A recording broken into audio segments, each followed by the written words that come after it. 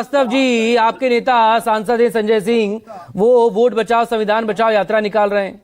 आप दिल्ली चुनाव के वक्त से इसको लेकर लगातार सवाल कर ही रहे थे कि कैसे आपके बड़े नेता के इलाके में वोट कट गए थे।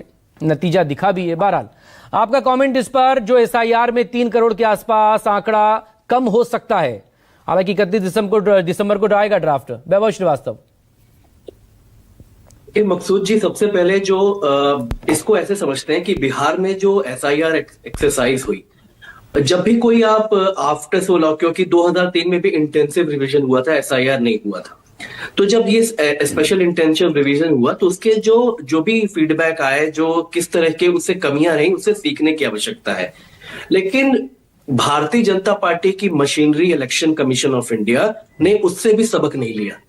सबक इसलिए नहीं लिया कि भारतीय जनता पार्टी वाले पहले दिन से क्या, देखिए इसको ये पता कैसा चल रहा है, जैसे डीमोनेटाइजेशन हुआ था, भारतीय जनता पार्टी और नरेंद्र मोदी जी खुद कंफ्यूज थे कि उसके रिजल्ट क्या आने वाले हैं। कभी बोलते थे टेररिज्म के लड़ने के लिए डीमोनेटाइजेशन हो रहा है, कभी बोलते थे कि भ्रष्टाचार से लड़ने के लिए। उसी तरह एसआईआर का एंड ऑब्जेक्टिव ही नहीं पता है भारतीय जनता पार्टी वाले को, लोगों को।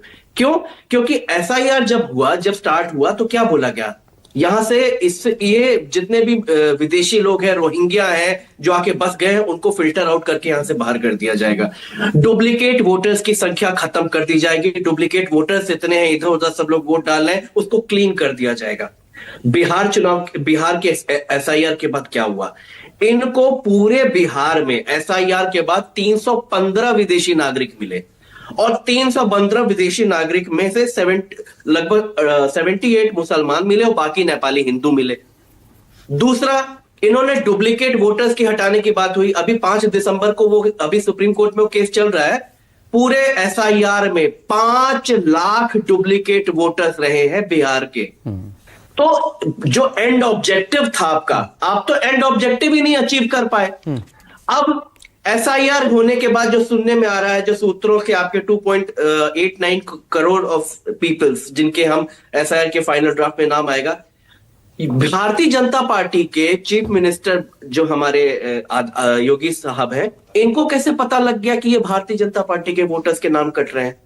कहां से वो इंच टेप लेकर आए? जैसे दिल्ली में रेखा गुप्ता जी टेम्परेचर थर्मामीटर से नाप रही हैं पोल्यूशन, तो ये योगी आदित्यनाथ जी ने किस पैमाने से नाप लिया कि ये भारतीय जनता पार्टी के वोटर्स हैं?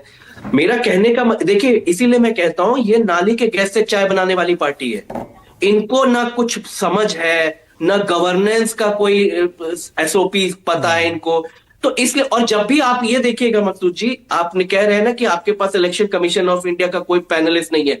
अभी इलेक्शन कमीशन ऑफ इंडिया पे तुरंत सिंह साहब जवाब देंगे। मतलब इतनी बढ़िया इनकी सांठगांठ है इलेक्शन कमीशन ऑफ इंडिया से। और हमने चंडीगढ़ और दिल्ली में देखा। नहीं, इस प्रोसेस को लेकर तो रोहित अग्रवाल जी भी बोल सकते हैं, जरूर थोड़ी कि सिंह साहब भी बोलेंगे। नहीं, सिंह साहब जी का पहला हक है। रोहित जी अभी नए आए हैं और उनका भरोसा भी नहीं कब तक वो है, अभी भरोसा भी नहीं कब तक है। तो इसलिए सिंह साहब की एक पेज दारू बेचने वाले भाई, सब कुछ तो तुम्ही को आता है। दारू में ही तुमको पता था कि यहाँ कैसे इकोनॉमी सुधरेगी। रोहित जी, करने वाले तुम्हारा भरोसा है कि तुम कहां पे रहोगे? जवाब देता दिल्ली में कांग्रेस के साथ गठबंधन करते हो, पंजाब में बहुत आराम से मोदी जी के लिए क्या क्या शब्द यूज किए थे मुझे बताने की जरूरत नहीं है। तुम्हारा भरोसा बहुत है, जनता ने तुमको दिल्ली में तुम्हारी हैसियत दिखा दी है, उसके बाद भी यहाँ पे आके टिप्पणी नहीं कर रहा हूँ। आपके नेताजी के, मोदी जी के बारे में कितने अच्छे अच्छे विचार थे, मुझे बताने की आवश्यकता नहीं है।